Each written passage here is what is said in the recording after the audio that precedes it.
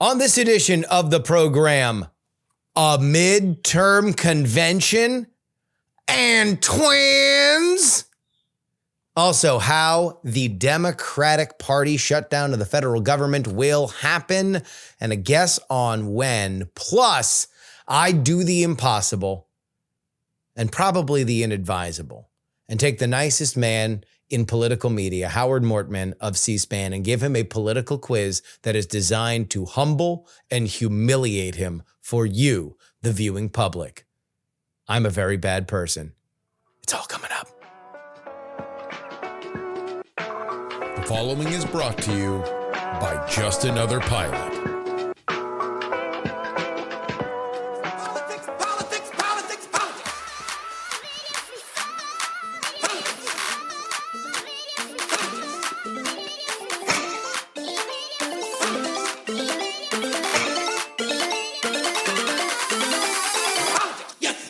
Hello and welcome everybody to the Politics program for August 29th, 2025. Your old pal Justin Robert Young joining you from Austin, Texas. Whoo, boy, Labor Day weekend is here. Summer is dwindling down. The heat is slowly dissipating. There's a cold front that's going to come through next week, and it's going to bring these temperatures down to a nice, manageable time. But really, if you're a college football fan, let's go. It's back. It's back in a big way. I don't know what it was, but becoming a father last year around this time made me so much more of a college football fan than I ever was before. I mean, really, since I was in college or when I was growing up in South Florida during the 90s when all the teams were good in Florida. Florida State was good. Miami was good. University of Florida was good. That was a great time to be into college football. But I don't know what it is, man. Now I am just dialed in, dude. Dialed in. And I live in Austin. The number one preseason football team is the University of Texas Longhorns. They've got the most famous quarterback in the game right now. The latest in the dynastic reign in the most famous position of the most famous sport played in the United States of America. Arch Manning, the young prince, takes his center stage against Ohio State. I made a model with GPT-5 to analyze results for trends in college football post-NIL. And me and my friend Anthony bet on them last week for week 0. Went 2 out of 3. The problem is we were morons and tried to parlay it instead of just betting it straight up, but we would have been up. Anyway, I'm very excited for college football. My daughter's first birthday is going to be on Saturday as well. A lot going on. We have tremendous things for you here today. We have the one, the only, Howard Mortman of C-SPAN. He's the nicest guy ever. If you've ever heard Howard Mortman on the show before, you know that if you want political arcana, if you want political trivia, if you want political nostalgia, I'm just going to give you one little hint of this conversation that happens later in this episode. It naturally devolves into us quizzing each other on the vacation homes, the summer vacation homes of every president since Eisenhower. Just so you know. And then I give him a diabolical quiz that, here's what it is. I play literal ambient noise from C-SPAN clips from the 70s, 80s, 90s, 2000s, 2010s, and 2020. Ambient noise. And I make him guess which decade it's from. Because nobody has listened to more C-SPAN clips than this man. Nobody. Nobody on earth has listened to as many C-SPAN clips as this guy. And there's one, I'm going to tell you this. There's one clip that he nails ice cold, just listening to the mic tone. Not only does he name the decade, he actually names what the clip is. It's unhinged. It's psychotic. It's coming up. In our update, we're also going to talk about more Epstein stuff, but Pam Bondi and Kash Patel will testify in front of Congress. We have some controversy in the CDC and a new candidate comes into the mix on the Republican side, thanks to these new maps that have now been passed by the Texas State House, that should he win the primary and then win that seat and go to Congress, the Democrats will never win a congressional baseball game again. Never. Never, never. Never, ever, ever. There's a big bat. Big bat coming to D.C. should he win. Before we get into anything else, though, new report from Alex Thompson of Axios. The Democratic National Committee just wrapped up their meeting in Minneapolis. Had to wrap up a little early because of the shooting that happened there yesterday, Wednesday morning. But one of the things that's being floated behind closed doors is the idea of a midterm convention. So the idea there is like, okay, well, we got some problems in the Democratic Party. We need to rebrand ourselves. We need to show enthusiasm. We need to show that everybody is really excited, get these fresh faces out there into the public so we can boost brand name value. Let's do a midterm convention, to which I say, let's go. Let's go. I would love to go to a midterm convention. I would love to cover a midterm. I love conventions in general. I would love a midterm convention. That'd be phenomenal. And then, I don't know if Trump tried to supersede this because I'm sure that they heard word about it before it published, or he saw it in Axios and then decided to run to Truth Social. But he goes, wait a minute. You guys are going to do a gigantic television show, and I don't get to do a gigantic television show because I do a better gigantic television show than you guys do. So he says, I am directing the Republican Party to do a midterm convention. And I could not be more thrilled. Could not be more thrilled. I do know exactly what both of them would look like.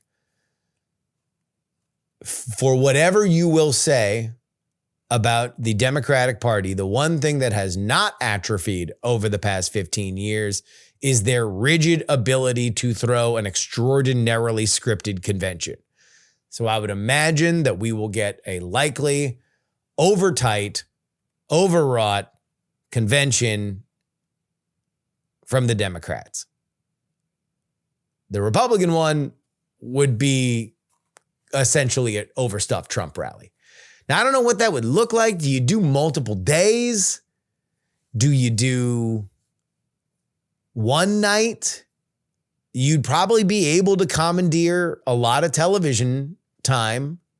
It would be a made-for-media moment. These used to be more common. But I just want to say, whew.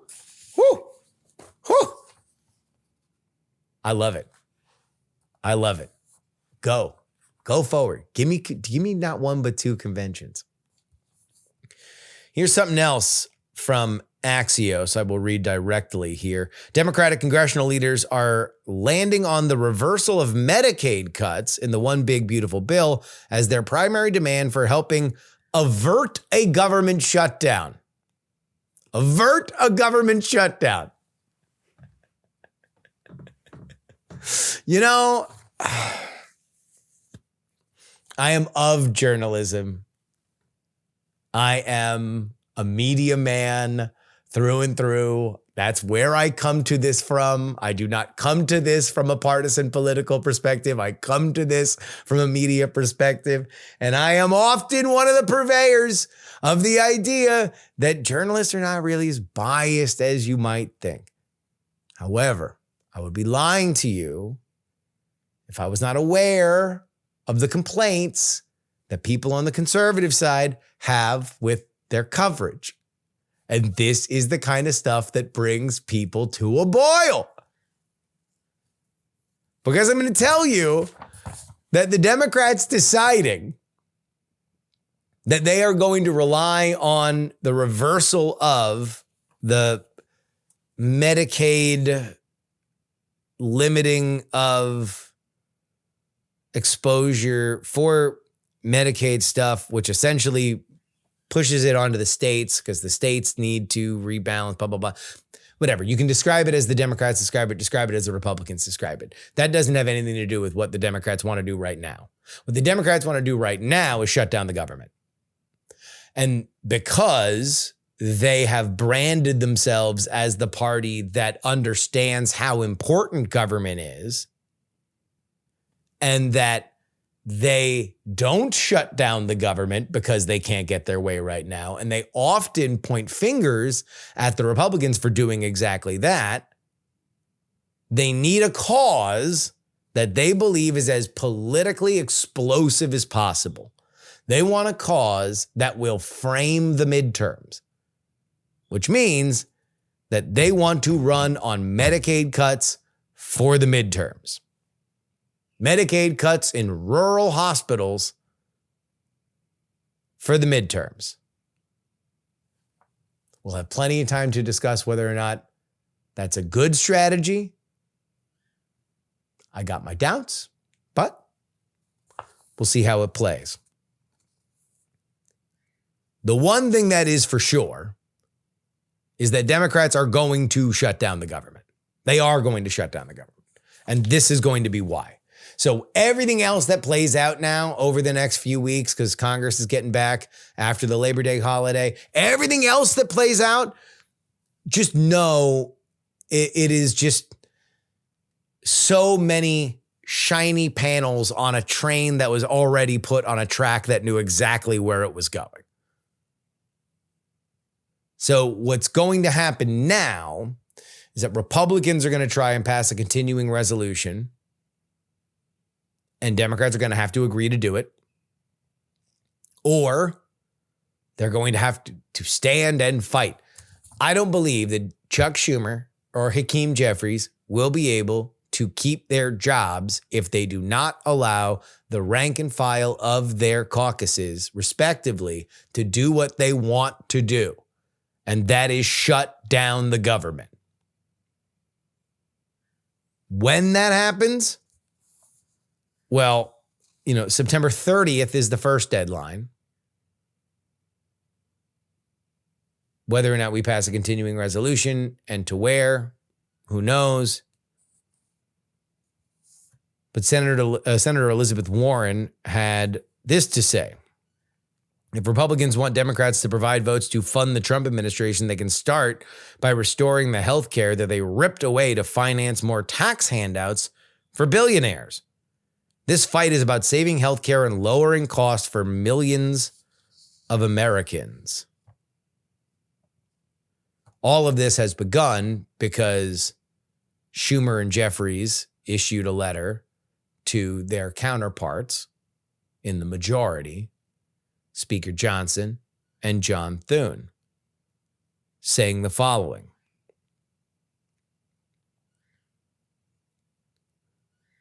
The government funding issue must be resolved in a bipartisan way. That's the only viable path forward. Unfortunately, it appears that the Republican-controlled Congress lacks a plan to address the mounting health care crisis your budget reconciliation bill set in motion. They further propose to avoid unnecessary harm to the American people and address the looming health care crisis caused by Republican funding. Now, what they know damn well is that is something that's not going to happen. Just in the same way the Republicans have always known that, they weren't going to get Congress to, build the wall while they were in the minority, but yet they shut down the government anyway. The difference is that Democrats usually don't do this. But the difference is Democrats normally don't do this. Then again, this ain't yo daddy's Democratic Party anymore now, is it?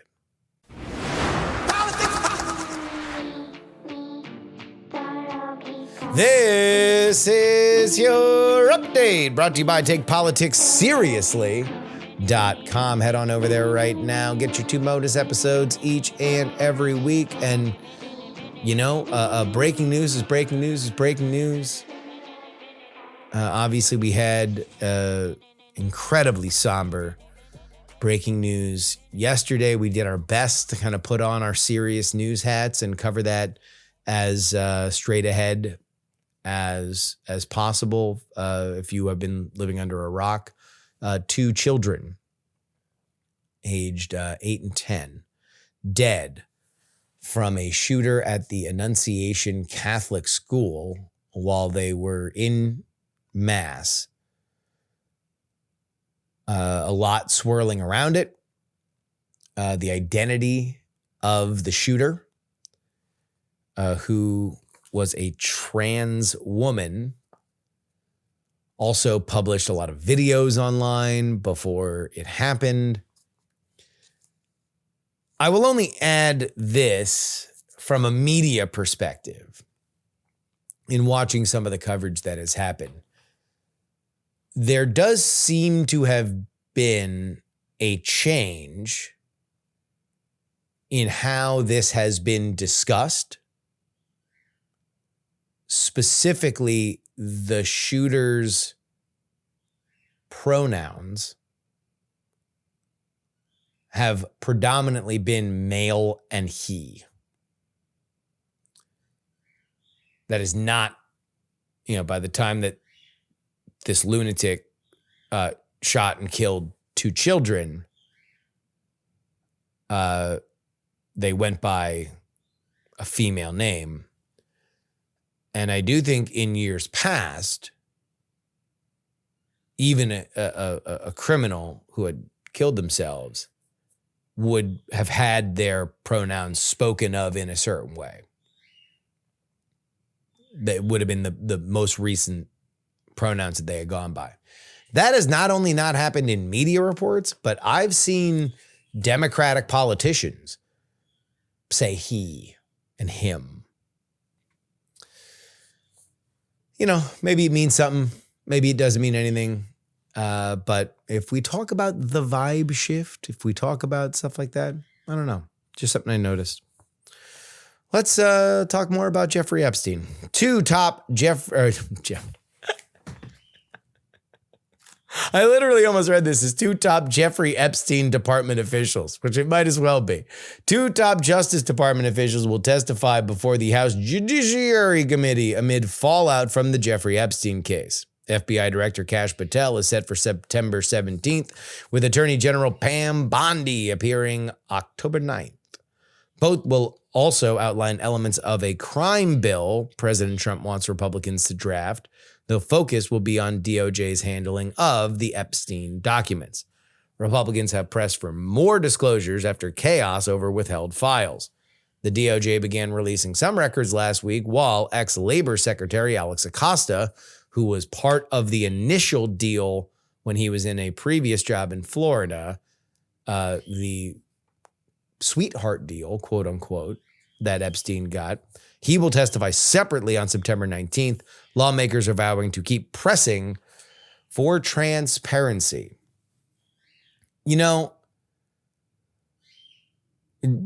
Maxwell's interview with Todd Blanche was made public last week in transcript form and in audio form. In it, she described, for what I could find is the first time extemporaneously, a lot of questions around her relationship with Jeffrey Epstein and the crimes that were committed. Now, I've not listened to the whole thing, but I have read coverage about it. I will say this, I remain Michael Tracy pilled on this entire scenario. If you have not been reading Michael Tracy on Substack, he was on here a few weeks ago. We're going to bring him on again because every time I read Michael Tracy, it scratches an itch for me, which is, what do we know for sure right now about this case where people go routinely on flights of fancy and can use terms that exponentially up the dramatic tension of what is a serious case. It's certainly one that has captured public attention, but has also captured public attention and curiosity because it could be so many different things. It could be the ruination of the current American president. It could be the ruination of a former American president in Bill Clinton. It could be the revelation that Jeffrey Epstein is indeed a Mossad spy. Or it could be the window into an Eyes Wide Shut-esque cabal of powerful pedophiles. Or it could be closer to what Ghislaine Maxwell talked about, where she described it in a little bit more grounded terms, and Michael Tracy's done a great job kind of sorting out just what we know and then contrasting it with some of the more hyperbolic claims. This is all to say that Ghislaine Maxwell said Donald Trump, she never saw Donald Trump in any kind of situation where he was untoward. She made the comment that Trump and Bill Clinton, who she also said did not do anything untoward, and says that Bill Clinton never went to the island, that they were both more friends with her than they were friends with Epstein. And specifically, Trump was friends with her because her dad, I believe, owned the New York Daily News. And Donald Trump was, especially in the 80s, a fixture in the tabloid gossip of New York City. Anyway, that's my latest on the Epstein stuff. Read Michael Tracy. Even if you believe that there is more there to Epstein, I think it's helpful to just read his stuff and then just say, okay, well, why do I believe that there's more there? Because I don't doubt that there's more there, but it's just helpful to know what actually exists.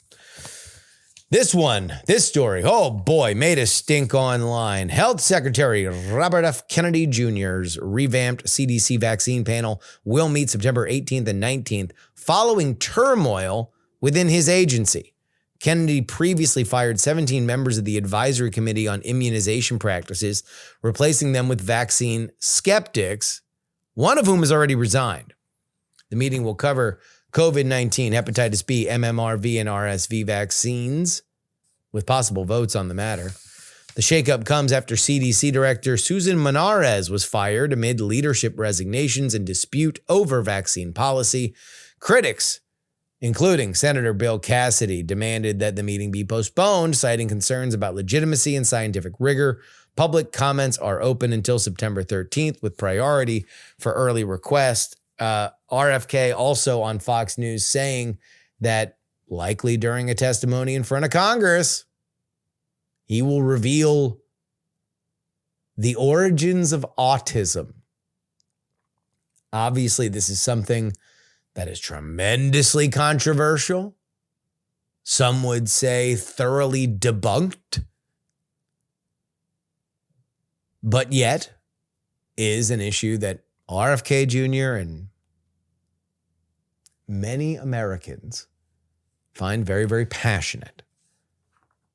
So we will all buckle up and wait.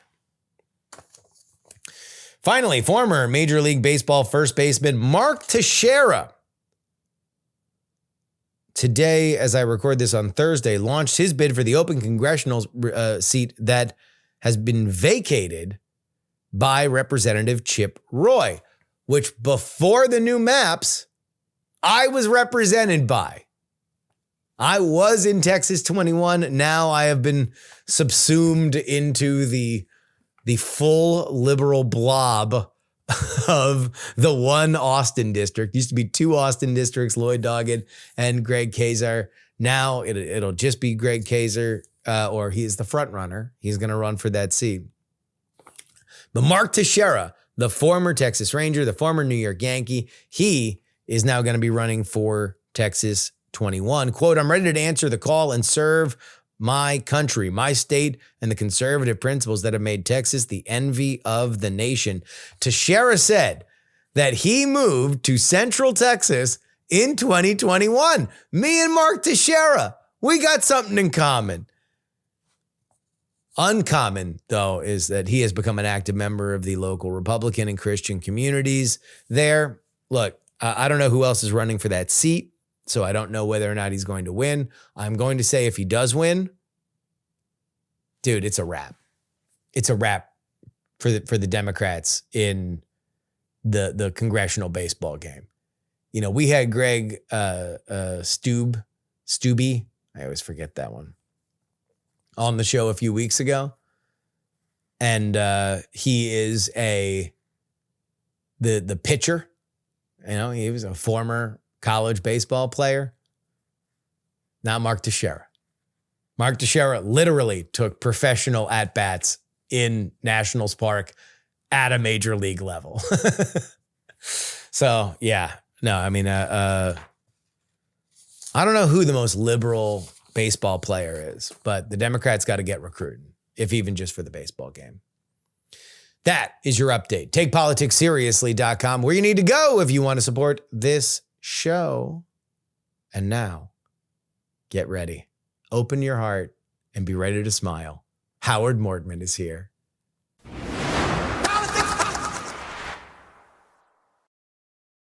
It is my distinct pleasure to bring back into your life what I firmly believe is one of the most indisputable rays of sunshine in the world of political media.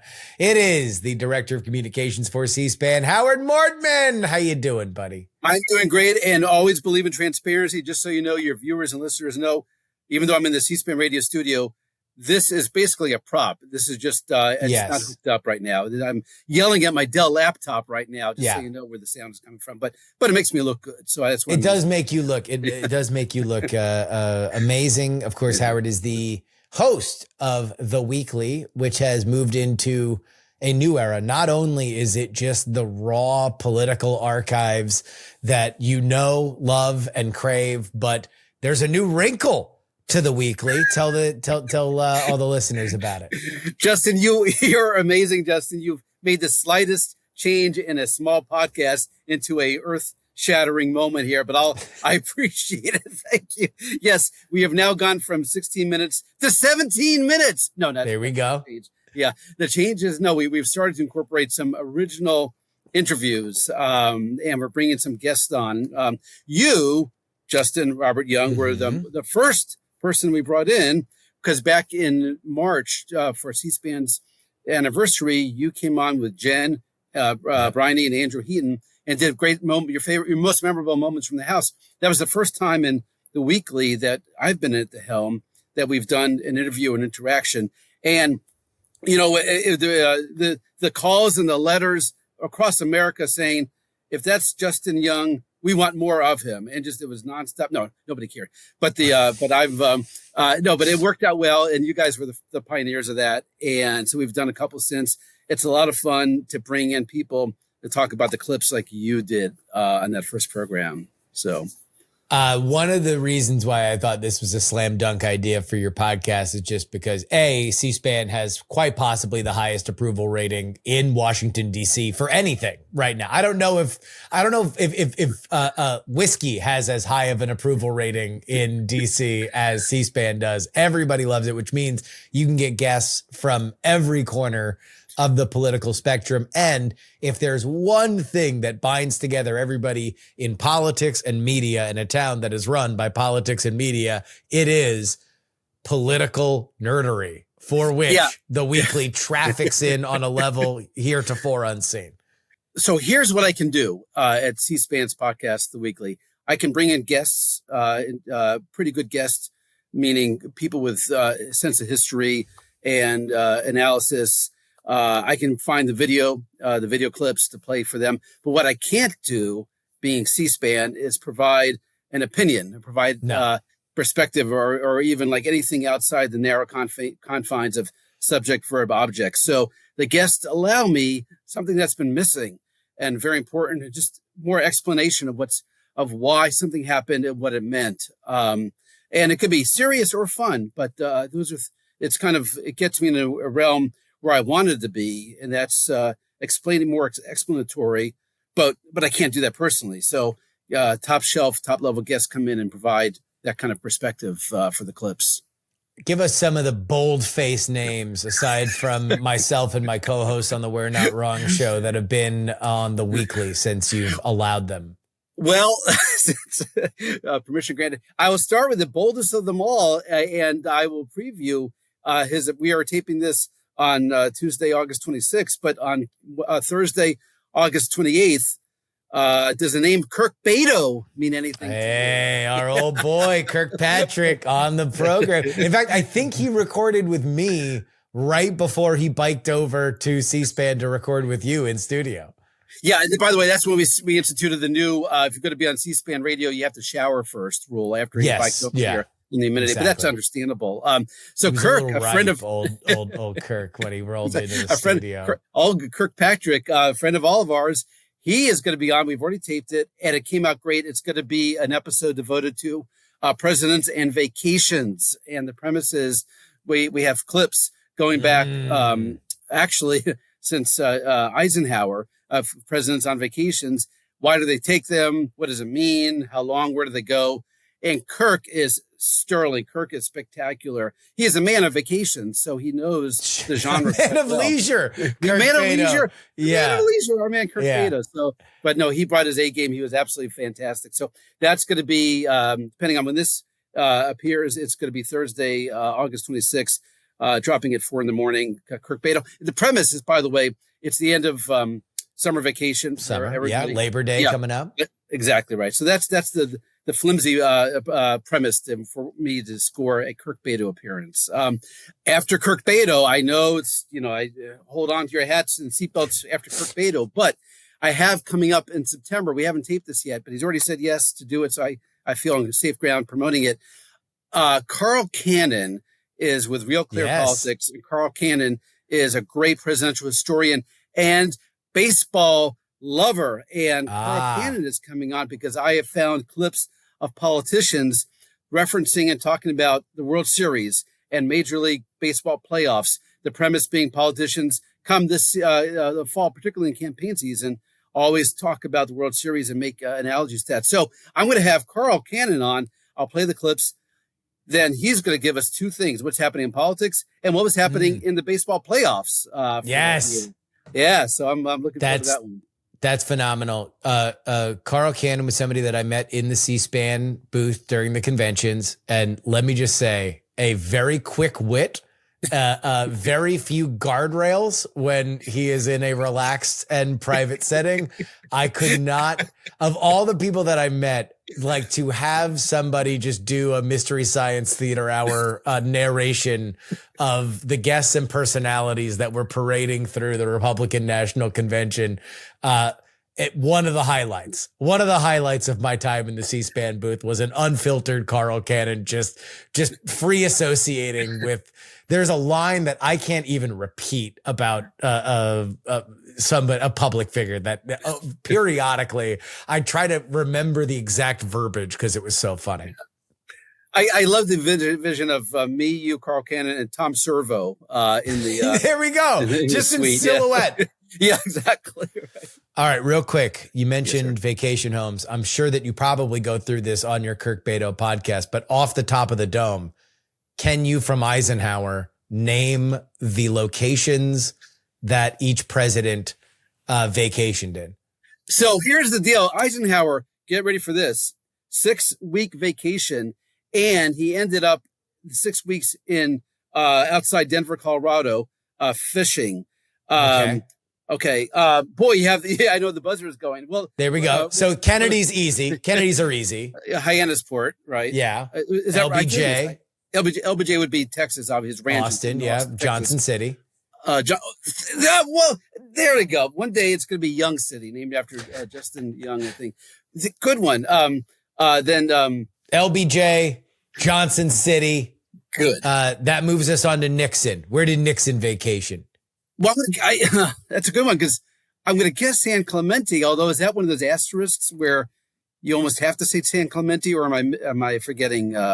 For the record, I don't know. Okay, all right. San Clemente. I don't know Nixon. I don't know Nixon, and I don't know Carter. Oh, Carter actually vacationed at home in Plains. He would go back to Plains, right? He went back to Plains, yeah. And then Reagan, his ranch in Santa Barbara. Now, Reagan is actually interesting. He went up to the mountains in Santa Barbara, but most presidents vacation by playing golf. He vacationed by getting on the horse and clearing brush and the chainsaw and doing, outdoorsy things. But he was on his ranch, Cielo, I forget what it's called, in the Santa Barbara Mountains, up in California. So that's where he vacationed. I think almost every time he went there. So then H.W. Bush. Is that H.W. Bush? Yeah, he did. He definitely. That's a great one because his house was in Kennebunkport, and the house is in. It's a place called Walker's Point, is where Bush's house is. Yeah, the family estate.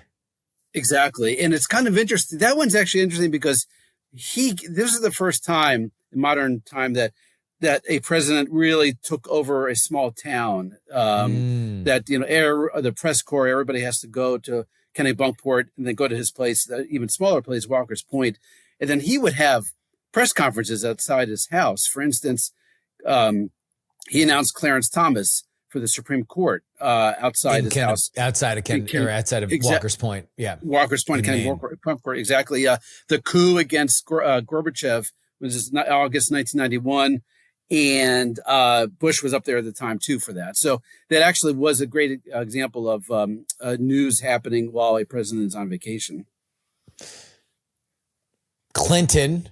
That's ready for this? Martha's Vineyard. Vineyard. There we go. That's a classic because he didn't go home to Little Rock. He went to Martha's Vineyard and he played. This is like the perfect. He played golf. And there's video of him in the golf cart with Vernon Jordan, his buddy, driving around, and lots of time in Martha's Vineyard. Also, he went boating with the Kennedys, Ted Kennedy and family. So no, they all went up to Massachusetts, Martha's Vineyard. That was. I don't know if the Clintons ever came back to Arkansas once they left. I don't know that. Yeah. George W. Bush. Now we're more into my wheelhouse, but of course that would be his ranch in Crawford, Texas. Yeah. And he rode his mountain bike and rode his pickup truck. Now here's the deal. This is why Kirk Beto is on this episode, because Kirk says this in the podcast that his favorite vacation moment was in the Michael Moore movie Fahrenheit 9/11 when President Bush says, we're going to hunt down the evildoers. This is 2002. We won't rest till we find the evildoers. Now go watch this drive, and then he turns around and starts golfing. So that's what got Kirk Beto on this kick. But yeah, Crawford, Texas is the one. Yes. Obama, I remember is splitting time. He was not a one destination guy, and he went between Hawaii and Martha's Vineyard, right? Yes. Now, with the one distinction, definitely back up to Martha's Vineyard for golf, and with at the time then, some of the corporate titans. He also vacationed with like NBA stars. But the Hawaii part of this, I believe, was the winter. Now, the winter vacation. Now, this is where it gets interesting, because then we could do a whole episode on winter vacations. Christmas, right now, just so you know, your listeners and viewers know, we were talking about summer vacations. We'll have to do a whole episode on winter vacations with presidents. So Obama was definitely summer in Martha's Vineyard. I'll have Kirk pencil in another shower if he's going to have to come back to the studio. Right. And then, of course, Trump, the summer vacation home is Bedminster. Yeah, exactly right. This is where it's not a perfect, because Trump is already, his home is Bedminster. So Trump goes up to Bedminster, and in the winter, he goes down to Mar-a-Lago. Yeah. Right. So this is where he would be going anyways, for the weekend. So, and he has said he doesn't really vacation. He's nonstop working there. But no, that is where, when he goes on a trip, that he goes to Bedminster in the summer. Howard, you obviously are a titan of political trivia. You are somebody that has made a very important media entity in my world of political arcane knowledge. And so I feel like your reputation as being the nicest guy in political media is not challenged enough. I want to see if I can actually annoy you. And I want to give you a test, the likes of which you have never had. No one has ever tested Howard Mortman's ability to recognize political moments like I am going to, because from the very moment that I listened to The Weekly and I had you on this show, I was like, you want to know what? If there's ever anybody who could simply by listening to the hum of the microphones tell what decade it is, it's Howard Mortman. And so here is my challenge to you. We're going to play this game. I have a clip from the 70s, 80s, 90s, 2000s, 2010s, and 2020s. It's ambient sound. Sometimes there's a little stuff happening. Sometimes it's just the hum of the microphone. There might be the odd voice, but not a lot of them. And I don't need you to tell me what the event is. That'd be psychotic. I just need you to tell me what decade it happened in. I'm up to the challenge. I am up. All right. Let's do it. Let's do it. Let's rock. Here we go. Let's rock the joint. Here we go. This is our first clip.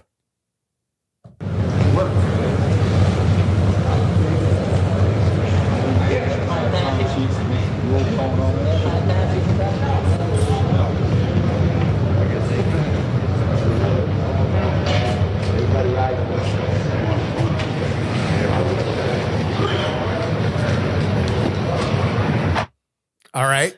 Now, we can go. Would you like to discuss the clips piece by piece, or would you like to play through them and then you can go back? How would that you like one to play is. This?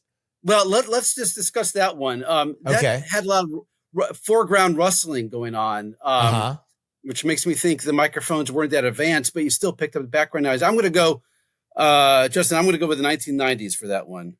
Okay. All right. Here we go. This is our second clip. I mean, okay.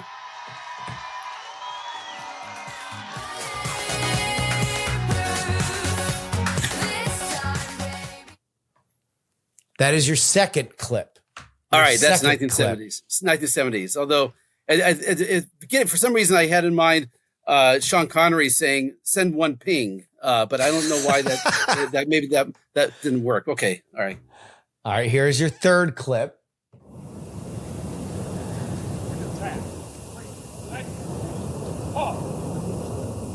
Secretary General, this concludes the honors.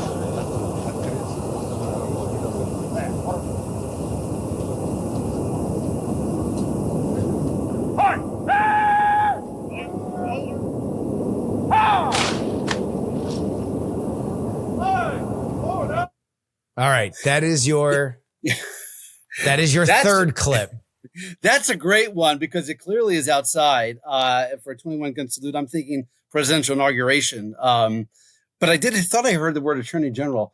Gosh, and it has good sound. I'm going to go with the 2010s. I'm going to get all these wrong. I know that. I'm going to. Finally, I'm going to bring to political media what no one has ever done: a humiliation of Howard Mortman, a public humiliation of Howard Mortman. All right, here we go. Your fourth clip.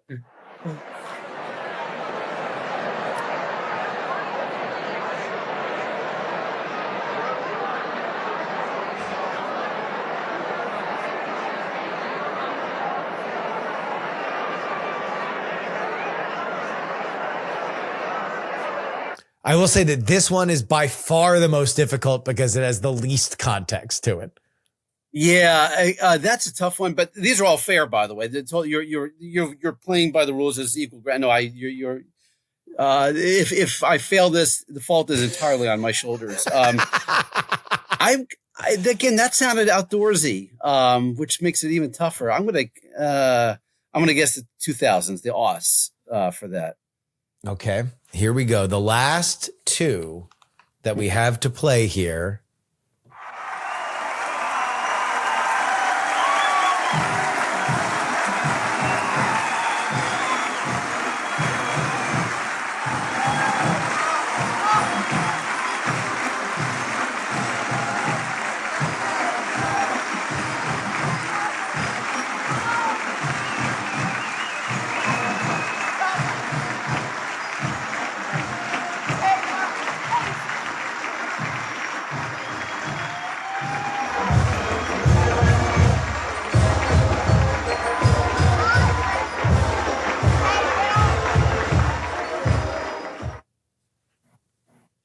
All right.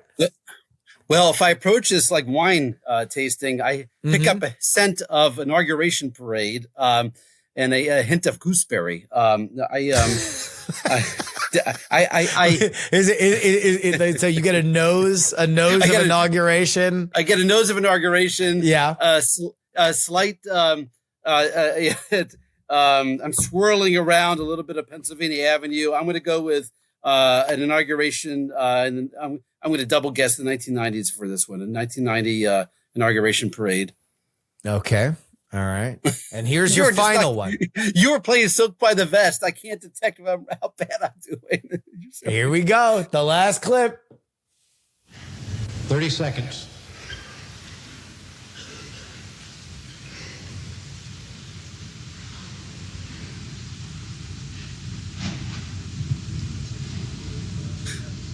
I know what this is. You can stop right there. All right. This is Jim Lehrer leading up to a presidential debate. The Commission of Presidential Debates is what that is. Do you know what year it was? What election? Okay, play a little more. If you play a little more of that. There's nothing. You got all the voice in it. Yeah. Yeah. It's what that is. It's Jim Lehrer doing one of my favorite things of all time, hushing the crowd, saying, "Shut up! You're not allowed to participate." This is before any presidential debate. Hey, can you imagine you're being a moderator and just like keep everything shh to Americans? Who does that? So that was like, I'm going to guess Bush Kerry 2004. To count down for 30 seconds. Okay, so you would put that in the 2000s. Yeah, I would put that in the 2000s. That one, or it could be a vice presidential debate. It could be Kemp versus Gore in '96. Huh. Okay, I'm going to stick with 2004 on that because it was pretty clear. The quality of saying "shut up" was actually pretty good in that one. Yeah, it was 30 seconds was the thing, and I don't even think that was Jim Lehrer, but you nailed it. It is the first Bush Gore debate in 2000, so you got that one. Good. You got the second to last one, in that it was the 90s. It was the opposite of the inauguration, however. It was Bill and Hillary Clinton announcing the 1992 campaign in 1991 in quite possibly their last day in Arkansas, as we previously discussed. So you hear there's a little whiff of Hillary, of a higher pitched Hillary at the end of that clip. I wanted to see if you'd pick up on that. The other four you did miss. You did miss. Again, this is a psychotic. I'm testing. Look, you got 20% of one of the most unhinged political quizzes ever devised. This is an absolute lunatic's a gambit that I have given you. But here we go. This is the first clip.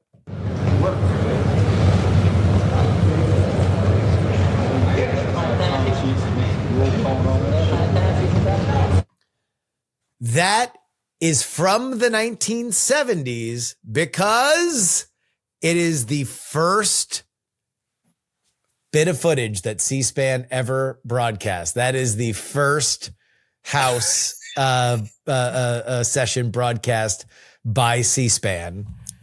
So that was our 70s. I hope America appreciates.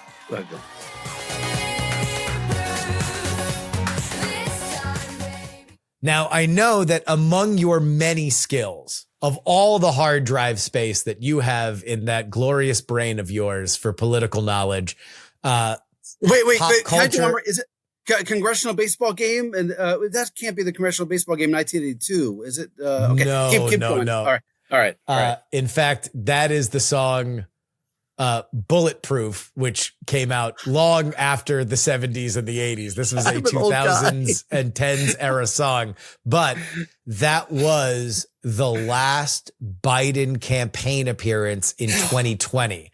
That reason why it sounds weird is because it's a drive-up rally. So all of the audio sounds way too pristine for a political event, especially one like the last campaign appearance, because it was pandemic. So that is our 2020s clip. Here we go.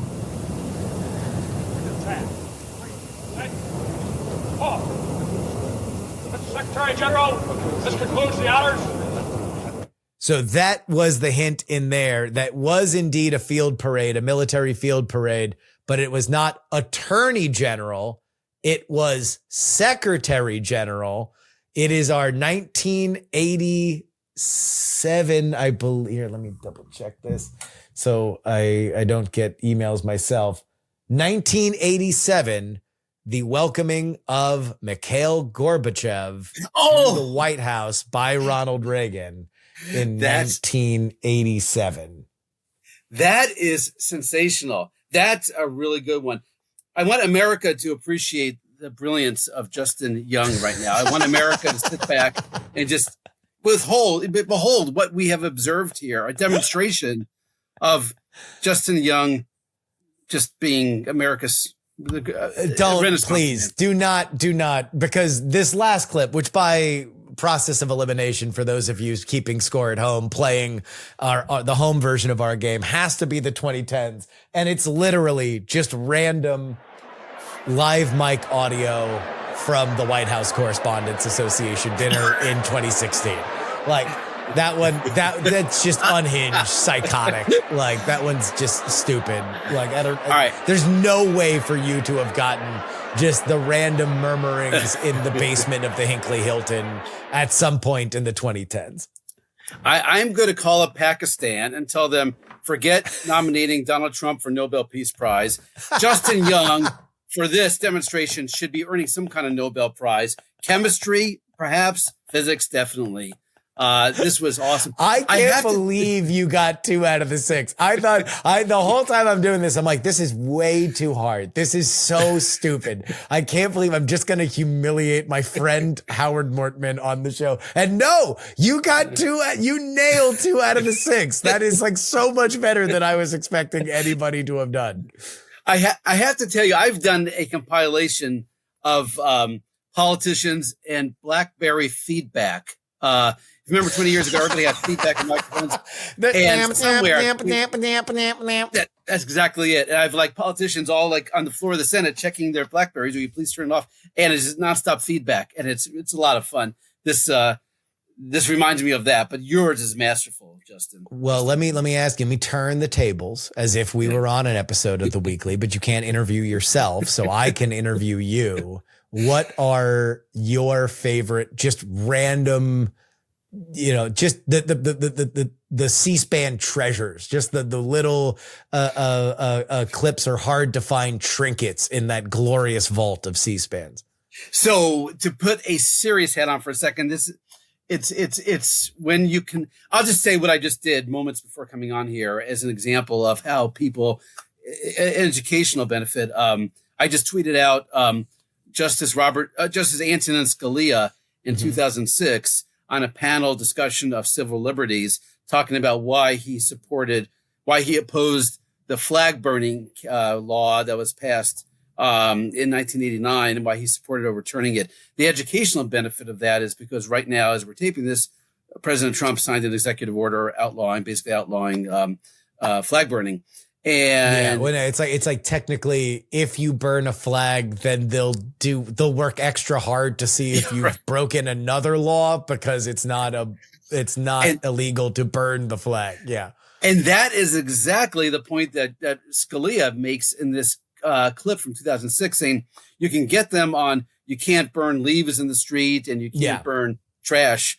And that's a different law, but freedom of expression, you're allowed to burn things. And that was the point that he was saying in this clip. So this was just a panel that he had 2006 about civil liberties. So yeah, there was a quote I saw on that this week, as this had been in the news, where he was like, if it were up to me, I'd lock up every hippie in sandals that does it, but I'm not king. And so that is what it is, which one of those great Scalia quotes. What an absolute quote machine Scalia was, which I've just determined this, like, I know, like, C-SPAN, 3 live channels every single day pumping out content on broadcast television. Google and Disney, come on, what are we doing? Pick up the pace. Let's figure this out. I need another channel that is just randomized clips. Just give me just random. Maybe I need to build it myself. I'll vibe code it from ChatGPT and just put it on my television, where it just, everyone's like, you look over, I'll just leave it on ambiently, and it'll just be all of a sudden, oh man, there's Libby Dole announcing that has an exploratory committee, and like there's Etten and Scalia talking about some random thing, and I just need the clips. They just make me happy, Howard. I just, there's something between nostalgia and public affairs that just makes me happy. It really just itches something on my brain. So in 1990s, when did Elizabeth Dole, speaking of whom, ran for president? Was it in? That was the run 2004 up to. No, it was wait a minute. No, it would have been 2012. Oh, 2012. You're talking about 2012. And no, earlier than, 2012. And then she appeared, I think, in Ames, Iowa, if I have this. She did. Right. No, so I did this once. Yeah. Oh, because I was doing female Republican campaign announcements when Nikki Haley announced. And I found the Elizabeth Dole clip, and my favorite thing about it was that she came out to the Top Gun theme song. Yes. Good. Yes. That was her, like her thing. And I think theme songs mattered a little bit less back then than they do now. Yeah. It's like a signature, like you have one pop song that you come out to. That is your pro wrestling theme song that you will always come out to. But I've been like, damn, that's pretty ice cold, Libby. Like the Top Gun theme. That's pretty awesome. Yeah. I know you've talked about this before. One of my favorite, walk-on music was the 1988 Democratic Convention. Michael Dukakis comes on to Neil Simon's Coming to America. And this was with the immigration, him talking about being a Greek immigrant, son of Greek immigrants. Yeah. And it was like, it's a great song, and it was played so well inside the convention 1988. So you're totally right. There was a time when the walk-on music really set the tone.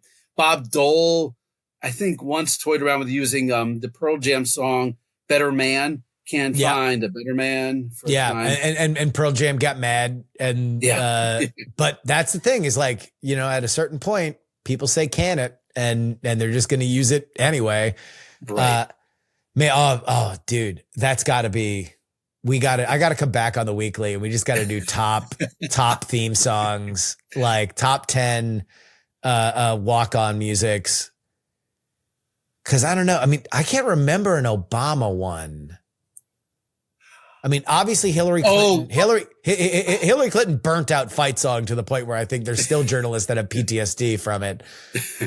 I think Obama, the Surrender, John Kerry, the Bruce Springsteen, Surrender from the 19.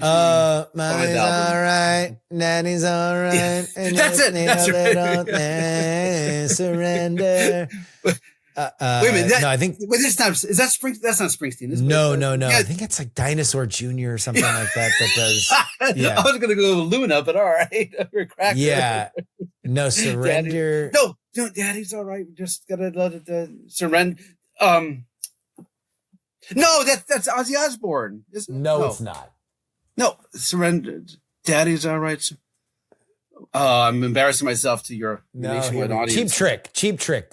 That's it from when in the Japan the big Japan concert. I'm completely blanking on this.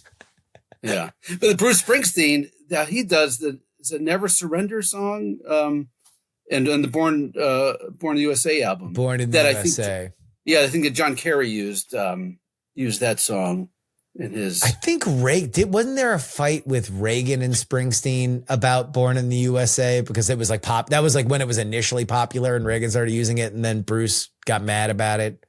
Reagan at some point in one of his speeches says, "Born in the USA is what's great about America," and Bruce Springsteen says, "This song is about Vietnam War and a guy coming back and not getting a job and all that." So, Bruce Springsteen says this is part of America too, but it's not necessarily a rousing. Yeah, exactly. It's not a good feel good kind of song, which hasn't stopped every politician from using exactly. it. Exactly. Yeah. Right. Exactly. It's because it's just such a banger. Yeah. Yeah. I don't know. Oh man. Now my brain just wants to go through like every, just like primary by primary, picking out everybody's. I know. Well, two things. If you come back, was it Biden did Hold On, I'm Coming. Was that his? Somebody did Hold On. Well, Trump. Trump famously he's got Born in the U.S. or no, God Bless the USA. No, but his closing music used to be Sam and Dave. It did. Okay. Yeah. And then Sam and Dave said you can't use our music, or at least the estate said that. Yeah, but nobody can really. I mean, you can be mad. You can say we don't condone it, but it's an ASCAP license. You can play it. You're gonna cash the residual for It's like it would just be out of respect to the artist, which I don't know if that is in the DNA of modern politics to respect the artist on something like that. Justin, I have two challenges for you. First is next time you're in town, let's do anything you want to do. I'll do. And if you want to do this, that's totally great. We'll do that. And then second is, I know we don't edit, but please, for living love of God, have your listeners think I knew that Surrender was Cheap Trick and not Ozzy Osbourne. Cheap Trick. I can't believe I got that wrong. Yeah. I'm actually a fan. Yeah, here we go. We got to look up Bulletproof by LaRue. LaRue did Bulletproof, and that came out in 2009, but it was Lady Gaga was on stage in Pennsylvania to close out the Joe Biden campaign at a drive-up rally that she starts very awkwardly dancing to Bulletproof by LaRue. I mean, look, we are connoisseurs of all types of political stuff. And when you are into political archival footage, some of it is awe-inspiring, some of it is gruesome, some of it is very cringe and awkward because politicians are not often naturally the most charismatic people. But it's hard to go back to the pandemic era stuff that is just like so flat and just looking dead in the camera and deadpan talking. Anyway, Howard Mortman, The Weekly, thank you so much for coming on. This is always an absolute pleasure. Where can people find you? Well, cspan.org, C-SPAN Radio, the podcast is there wherever, as the saying goes, wherever you find podcasts.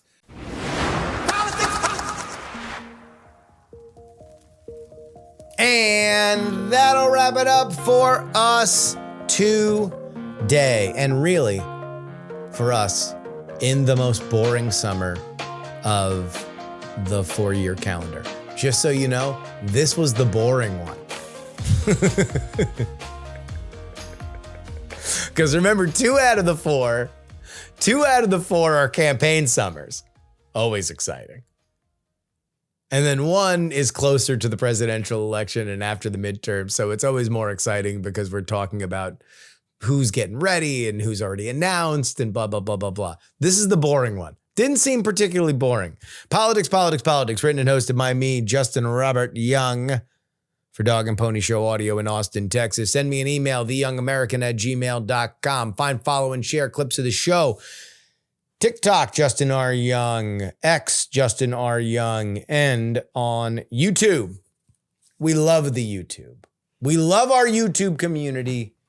Thank you for being there. Politics is what you search for on that platform. Meanwhile, you can support us with a one-time donation, paypal.me/payjury. Venmo is Justin-Young-20. Cash App is PX3Cash. Send me anything you'd like in the mail. Post Office Box 153184, Austin, Texas, 78715. Again, that is Post Office Box 153184, Austin, Texas, 78715. The only way you get our bonus content is TakePoliticsSeriously.com. Paying members get 2 bonus episodes each and every week, either $3 a week or $99 for the entire year. 150 episodes of PX3 for under $100. Super cheap, man. Do the math. It's the way to go. Unless you want your name read on the show. In that case, you got to get on our foundational tier. Sonny Black, L3PO, Peepaw, Scott, Middle-Aged Mike, Tom, Sarah Jeannie, Jeremy, Pro Idiot, Chiller Tomatoes. Oh yeah, it's Adam, Neil, AB Puppy, Dr. Whiskey, Michael, Fat Tony's PJs from New York, Will, The Borge B, Matthew, Matt, Andrew, Edwin, Sam, Andrew, Phil, Edison, Devon, Paul, A Dog Named Checkers, Gloria, Jerry, Trucker, John, Berkeley, Steven, and Zombie Doc. You want your name read on the show? Only one place to do it. Take politics seriously.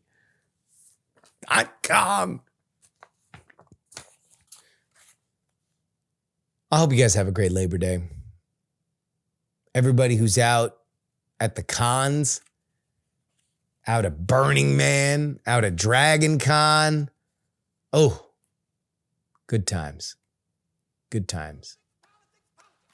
Till next time, this is your old pal Justin Robert Young saying, some shows talk about politics, others talk about politics, still more discuss politics, but this is the only show that dares discuss.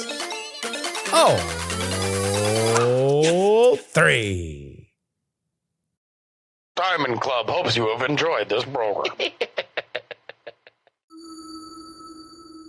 Dog and Pony Show Audio.